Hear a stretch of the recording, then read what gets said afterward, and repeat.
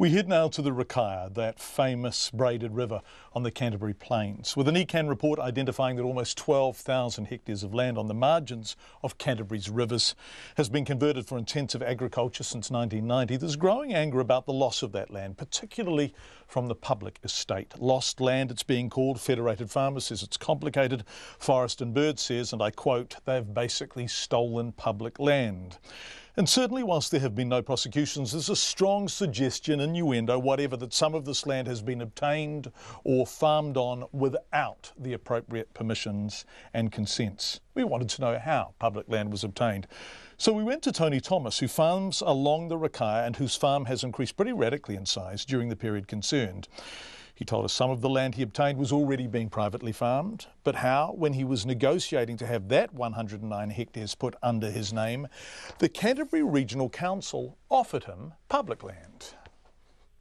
Now, when we were being interviewed about taking over this 109 hectares of ground, the officer that was interviewing us said, "Oh, we've got another 150 hectares of land adjacent, bounded against this block of ground. Would you be interested in taking this block over and on a 5-year grazing licence? Now, it is very, very, very intensively covered in gorse. We would like that gorse removed and cleared." So the Canterbury Regional Council offered Tony Thomas the 150 hectares of land near the river in return for him clearing the gorse and scrub off it. Indeed, it was the Regional Council's suggestion. He accepted.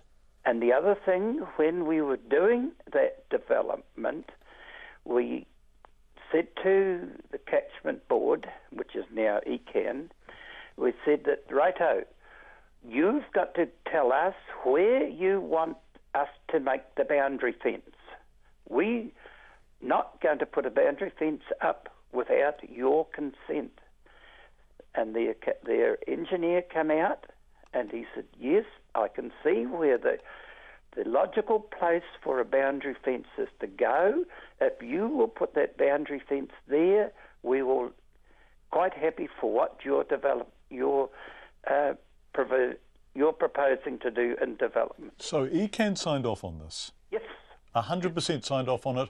You got consent, you did what they said you could do, and they have agreed that everything is above board and appropriate. Correct. Did you, at any stage, reclaim, as it were, for want of a better description? In other words, did you extend paddocks out above the schist and gravel and riverbed? Have you put dirt in there? Have you extended the land you're farming on into what was the riverbed? No. When we put the boundary fence in, we fenced to no closer than 50 metres to the nearest water. And that remains the case? That is, well, just a minute. As I say, it's come 4 years ago. The river did come closer in, and it actually took quite a high spot of land, which they're out and took that out and swept that away, and come closer to our boundary fence. It probably came to about 10 metres away from our boundary fence. Right, because if I look at the aerial photos, and I'm not sure whether this is your farm or a neighbour's farm, it does look to me like land has been pushed out. Farmland has been pushed out over what was previously the riverbed. Has that happened anywhere along there? No, not as far as I'm concerned, no. And when the cattle graze, your young cows or your dairy, whatever, when they graze, they poo, obviously. They wee and poo. What happens to all that? That just goes down into the land, does it? Just onto the land, yes.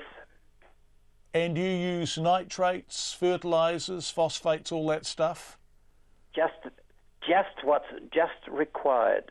We don't use any excess amounts of fertiliser, because I say that those cattle are putting fertiliser back they're eating the grass, and what they've eaten, they're putting back on there is excrement and urine. And that ground has really improved since we've started farming it. Because it was a gorse patch before? Yes. But how do you prevent what you called the excrement going in eventually to the river? Well, as I said, we have not fenced any closer than 50 metres from the river. And you've had complete sign-off from ECAN throughout the process? Yes. Yes.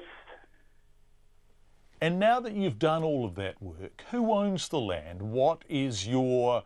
We pay a grazing licence on that ground. To ECAN? To ECAN. They've signed off on everything that we've done. Okay. Because I wouldn't have done it and without them asking us to do it. Asking you to do it? Yes. And they originally asked us to clear the gorse off this land. So, the land was given as leasehold by the Canterbury Regional Council, initially in return, as you heard, for gorse clearing. The boundary fences, and therefore the land's proximity to the river, were defined by the council. They were 50 metres plus from the river, but erosion in one area has now reduced that distance to 10 metres. The issue, of course, is using the land and the water very near to it. Let's go back to Tony Thomas. I guess there's real tension about water now, isn't there? And very much so. Yeah, and you need it for dairy farming because we know that Canterbury is traditionally pretty dry, so you need access to the rivers. Do you have to pay for that water? The river water, no. We don't have to pay for it. And the only cost to us for that river water is the irrigation systems, right? Yes. Yeah. So that's a hell of a good resource to get for ZIP. If you set aside the infrastructure costs, you're actually getting the water for ZIP. And well, for that, no, sorry, this water that we are using to irrigate that block of ground is we had to get a consent to, because we are on low flow restrictions with the Rakaia River.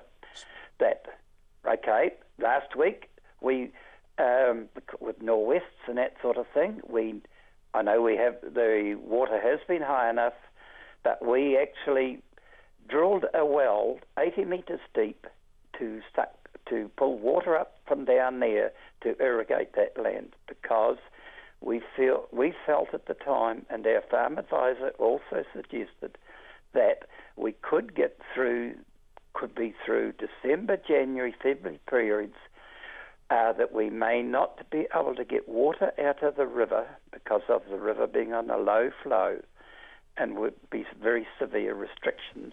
And once again, you get ECAN permission to do that, do you? Yes.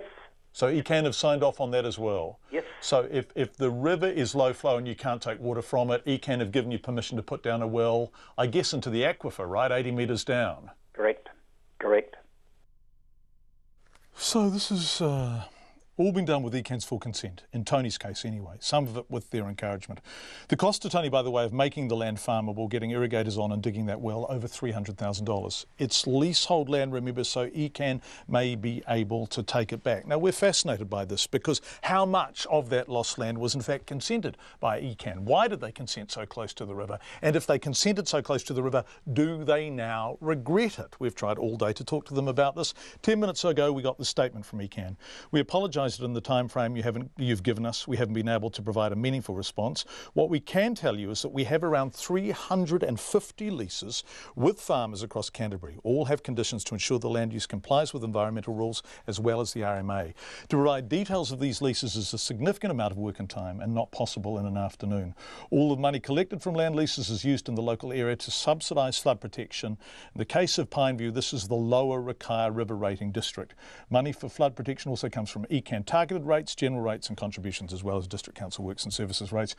In terms of Pineview's 1990 and 2000 works, so they were the extensions Tony was talking about, the records will need to be retrieved, and again that will take a significant time. So what ECAN is telling us is they have around 350 leases with farmers across Canterbury. We will try and find out how many of those are in this area or involve land in this area being called lost land. Land Information New Zealand and the Department of Conservation Education were unable to be interviewed today as well, but in separate statements, the department said they were aware of some cases in the country where landowners had used Crown land without permission.